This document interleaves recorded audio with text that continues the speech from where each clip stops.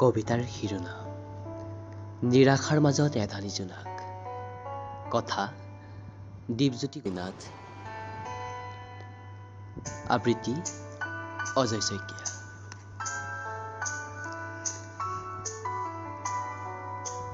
সিদিনা সঁচাই মোৰ বাবে আছিল এটি পবিত্ৰ দিন, আৰু সেই পবিত্ৰ দিনতে দেখিছিলোঁ তোমাক।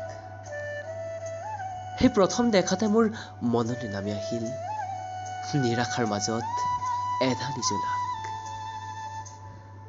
মোৰ হৃদয়ৰ কেঁচা আঘাতত হিমচেঁচা এজাক বতালৈ নামি আহিলা, বহাগৰ সেই প্ৰথম জাক বৰষাৰ দৰে। ভাল পাওঁ জানা তোমাক হৃদয়ৰ পৰা, আৰু মাথো সবল এটি আশা।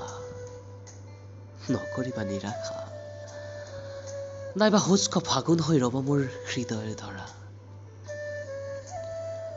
মোৰ ডাৱৰীয়া আকাশত শীতল ৰদৰ এজাক ৰঙনি হৈ তীক্ষ্ণ বৰ্ণালীৰে ধুই নিলা মোৰ অতীতক তুমি।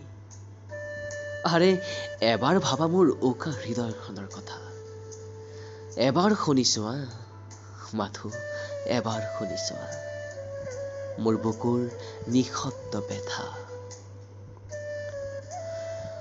মাথো নাঢালিবা চেঁচা পানী মোৰ উমাল আশাত, নহলে উচুপি উঠিব মোৰ হৃদয়ৰ ধৰা।